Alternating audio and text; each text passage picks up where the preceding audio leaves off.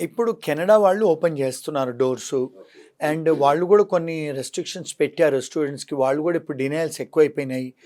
ఆహ్, second country వచ్చి England అండి. థర్డ్ నేను చెప్పేదేంటంటే జర్మనీ లాంటి దేశాలు, జపాన్ లాంటి దేశాలు, యూరోప్‌లో చాలా దేశాలు మనకిస్తున్నారు. ఇటలీలో ఇస్తున్నారు. అన్ని కంట్రీస్‌లో లిథువేనియా, లాట్వియా, ఎరిట్రియా ఈ కంట్రీస్‌లో మన వాళ్ళకి అడ్మిషన్స్ ఇస్తున్నారు. ఆ కంట్రీస్‌కి చూడాలి.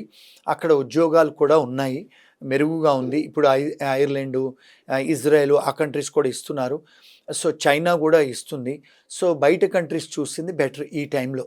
బికాస్ ఆఫ్ ది బయటి పొలిటికల్ కంట్రీస్ అంటే పాలసీస్. ఎట్లా?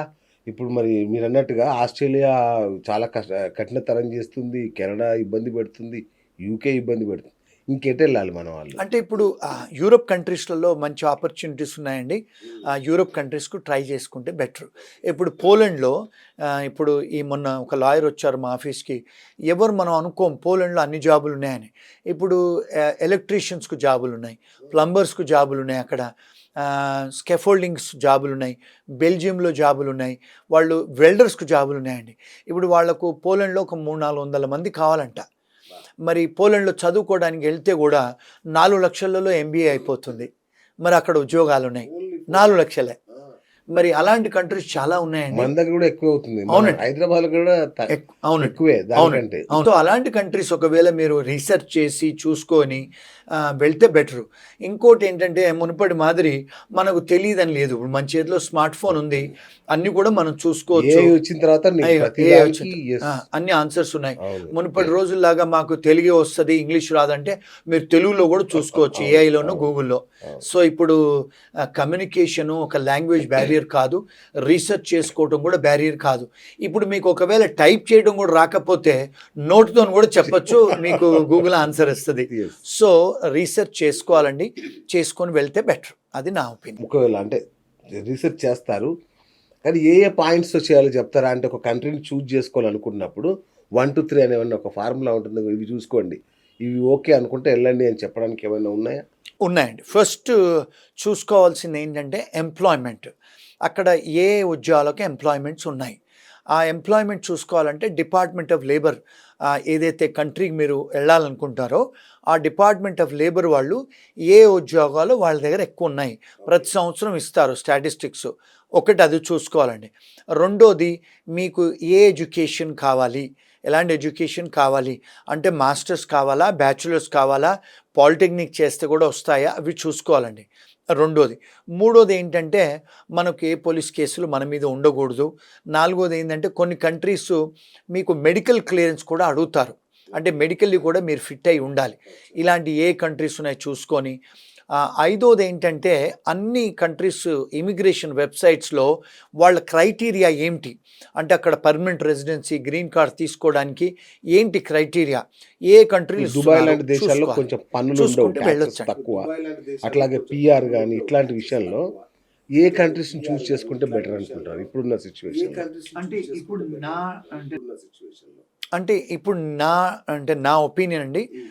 డెఫినెట్‌గా యూరోప్ దేశాలండి. బెల్జియమే గానీ, పోలాండే గానీ, పోర్చుగల్ కూడా గ్రీన్ కార్డ్స్ ఇస్తున్నారండి. ఎట్రియా అనే కంట్రీని వాళ్ళు కూడా గ్రీన్ కార్డ్స్ ఇస్తున్నారు.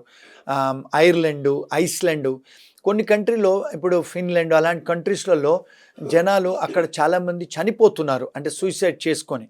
కొన్ని యూరోప్ కంట్రీస్ కోల్డ్ ఎక్కువుంటది గదండీ! ఐస్ ఎక్కువుంటది గనుక అక్కడ డిప్రెషన్ రేట్ ఎక్కువ. అక్కడ సూసైడ్ రేట్ ఎక్కువుంది. ఫిన్లాండ్ లాంటి దేశము, ఐస్‌లాండ్ లాంటి దేశాలలో. అక్కడ మన వాళ్లకు ఉద్యోగాలున్నాయి. వాళ్ళు గ్రీన్ కార్డ్స్ కూడా ఇస్తున్నారు. అలాంటి దేశాలు గూడా మీరు ఒకవేళ ఎక్స్‌ప్లోర్ చేయగలిగితే ఈజీ కంట్రీస్ అవి. మీరు ఈజీగా గూడా వీసాలొస్తాయి, గ్రీన్ కార్డ్‌లొస్తాయి. మీరక్కడ సెటిల్ గూడా కావచ్చండి. Superb sir. సూపర్. ఇంకొకటి సార్ ఇప్పుడు ఏఐ వచ్చింది. ఉద్యోగాలు ఇట్లా తీసి పడేస్తారు లక్షల సంఖ్యలో. గూగుల్‌లో గాని, మైక్రోసాఫ్ట్ అన్నీ గూడా కట్టింగులు పెట్టేస్తున్నాయి ఎంప్లాయీస్‌కి. మరి ఈ నేపథ్యంలో ఏం చేయాలి మన స్టూడెంట్స్? అంటే ఇప్పుడు ఏఐ మీద మన ఇండియాలో కూడా కానీ, అమెరికాలో అన్ని కంట్రీస్‌లలో చాలా ఇన్వెస్ట్‌మెంట్ చేస్తున్నారు. అన్ని యూనివర్సిటీస్ కూడా. ఆర్టిఫిషియల్ ఇంటెలిజెన్స్ మీద. మనం ఒకవేళ ఆ కోర్సెస్ తీసుకోగలిగితే ఇండియాలో కూడా ఉద్యోగాలున్నాయండి. చైనాలో ఉన్నాయి, జపాన్లో ఉన్నాయి, జర్మనీలో ఉన్నాయి, అమెరికాలో కూడా ఉన్నాయి. ఆర్టిఫిషియల్ ఇంటెలిజెన్స్ మీద ఒకవేళ మనం కోర్సులు చేసి కొంత మనం స్కిల్స్ తీసుకోగలిగితే డెఫినెట్గా ఉద్యోగాలు ఉన్నాయి. వాళ్ళు ఎవరు తీసేయరు. హై శాలరీస్ కూడా ఉన్నాయి, యూఎస్లో కూడా డబుల్ శాలరీస్ ఉన్నాయి ఏఐలో చేసిన వాళ్ళకి. ఈ నకిలీ కన్సల్టెన్సీలో పెడదా మంచి ఉద్యోగాలు ఇప్పిస్తామని, మంచి జాబ్స్ ఇప్పిస్తామని తీసుకుని మోసం చేస్తున్న వీళ్ళని ఎట్లా పట్టుకోవడం, అంటే ఎలా కనిపెట్టాలి, ఎట్లా జాగ్రత్త పడాలి? అంటే అన్ఫార్చునేట్లీ ఇండియాలో వాళ్ళ మీద రెగ్యులేషన్ లేదండి. రెగ్యులేటెడ్ ప్రొఫెషన్ కాదు వాళ్ళు. ఎవరు పడితే వాళ్ళు ఎడ్యుకేషన్ కన్సల్టింగు, ఇమిగ్రేషన్ కన్సల్టింగ్ పెట్టుకొని వాళ్ళు ఏం చేస్తారంటే ఒక స్కామ్ లాగా చేసి వెళ్ళిపోతారు. అంటే వీళ్ళు నిజమైన వాళ్ళ కాదా అంటే వాళ్ళు యాక్చువల్గా మీరు ఆ ప్రైవేట్ లిమిటెడ్ కంపెనీ ఎప్పుడు ఇన్కార్పొరేట్ చేశారు ఇండియాలో, రిజిస్టర్ ఆఫ్ కంపెనీస్లో మీరు ఆన్లైన్లోకి వెళ్ళి ఎత్తుకొచ్చండి. అందులో మీకు ఫ్రీ యాక్సెస్, అదే దానికి డబ్బు కట్టాల్సిన అవసరం లేదు. అంటే వీళ్ళు ఎన్ని సంవత్సరాల నుంచి వ్యాపారంలో ఉన్నారు, దానికి ప్రెసిడెంట్ ఎవరు, వాళ్ళు ట్యాక్స్ రిటర్న్స్ కూడా వాళ్ళు ఫైల్ చేయాలి, బ్యాలెన్స్ షీట్స్ కూడా ఫైల్ చేయాలి అంటే రిజిస్టర్ ఆఫ్ కంపెనీస్లో. అలాంటి బేసిక్ రీసెర్చ్ మీరు చేసుకోగలిగితే మీకు బెటర్ అండి. ఇవన్నీ కూడా రిజిస్టర్ ఆఫ్ కంపెనీస్లో దొరుకుతాయి. మీకు మీ ఫోన్లోనే ఫింగర్ ప్రింట్స్లో తీసుకోవచ్చు. ఎంతమంది రీసెర్చ్ చేస్తారు చెప్పండి? ఎవరు చేయరండి. ఎవరు చేయరు అసలు. ఎవరు పిలిస్తే వాళ్ళతో వెళ్ళిపోవడమే. అవునండి. ఓకే, మంచి ఐడియా చెప్పారు సార్. సార్ ఫైనల్గా అసలు ఇప్పుడు చాలా గందరగోళంగా ఉన్నారు. ఏది ఇమ్మిగ్రెంట్స్ అనేవాళ్ళు చాలా భయంగా గందరగోళంగా ఉన్నారు. వీళ్ళకి ఫైనల్గా మీరు ఇచ్చే సలహా ఏంటి? స్టూడెంట్స్ కావచ్చు, ఎంప్లాయీస్ కావచ్చు. నేను ఇచ్చే సలహా అంటే ఇప్పుడు నేను ఒక ఇమిగ్రెంట్ని. మరి ఈ దేశం నుంచి ఆస్ట్రేలియా వెళ్ళాను, కెనడాకి వెళ్ళాను, అమెరికాకి వెళ్ళాను, యూకేకి వెళ్ళాను.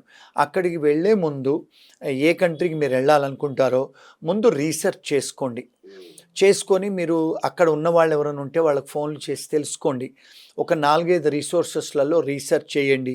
మీరు కూడా డిపార్ట్మెంట్ ఆఫ్ వెబ్సైట్స్కి వెళ్ళండి, department of labour websites, immigration వెబ్సైట్స్కి వెళ్ళి బేసిక్ ఇన్ఫర్మేషన్ చదువుకొని ఆ యూనివర్సిటీస్లలో ఏ కోర్సెస్కు మాకు డిమాండ్ ఉందో చదవండి, చేసి ఆ కంట్రీ సెలెక్ట్ చేసుకొని అక్కడ చదివితే మీకు వర్క్ పర్మిట్స్ దొరుకుతాయా, వర్క్ పర్మిట్ దొరికిన తర్వాత ఎన్ని సంవత్సరాలు ఉంటే మీకు గ్రీన్ కార్డులు, పర్మనెంట్ రెసిడెన్సీలు, ఇండెఫినిట్ లీవ్ దొరుకుతాయి. రీసెర్చ్ చేసుకొని వెళ్ళండి. అంతేగాని ఏదో కన్సల్టెన్సీ చెప్పాడు, ఆ కన్సల్టెన్సీలో నేను చాలా మటుకు చూశానండి 10th క్లాసు ఇంటర్మీడియట్ పాస్ అయిన అమ్మాయిలే కూర్చొని సలహాలు ఇస్తున్నారు. మరి 10th క్లాసు ఇంటర్మీడియట్ పాస్ అయిన సలహాలు ట్రైనింగ్ కూడా ఉండదు లేదు. మరి వాళ్ళు ఇచ్చిన సలహాలు మీరు తీసుకొని వెళ్తే ఎలా ఉంటుందండి? వాళ్ళు ఇంతవరకు ఒక కంట్రీ తిరిగింది లేదు వాళ్ళు. సో ఎవరైతే ఉంటారో ఆ క్వాలిఫైడ్ పీపుల్తో సలహాలు తీసుకొని వెళ్ళండి. That is my advice. Hi friends, thank you for watching this video. ఈ వీడియో గనుక మీకు నచ్చినట్లయితే దయచేసి లైక్ చేయండి, షేర్ చేయండి. ముఖ్యంగా మా ఛానల్ 24/7 న్యూస్ టీవీని సబ్స్క్రైబ్ చేసుకోండి. ఆ తర్వాత మీ విలువైన అభిప్రాయాల్ని, మార్పులు, చేర్పులు, కావాల్సిన వీడియో ఏమన్నా ఉంటే మన వీడియో కింద కామెంట్ సెక్షన్లో కామెంట్ రూపంలో తెలియజేయండి. నమస్కారం, సాయిదంచిక మాట్లాడుతున్నాను. ప్లీజ్ సబ్స్క్రైబ్, షేర్, లైక్ చేయండి 24/7 టీవీ ఛానల్. హాయ్ నమస్తే, నేను మీ Sonia Akula. Please subscribe to 24/7 news TV. Hi అండి, అందరికీ నమస్తే. నేను Mankota Prasad. Please do subscribe 24/7 news TV.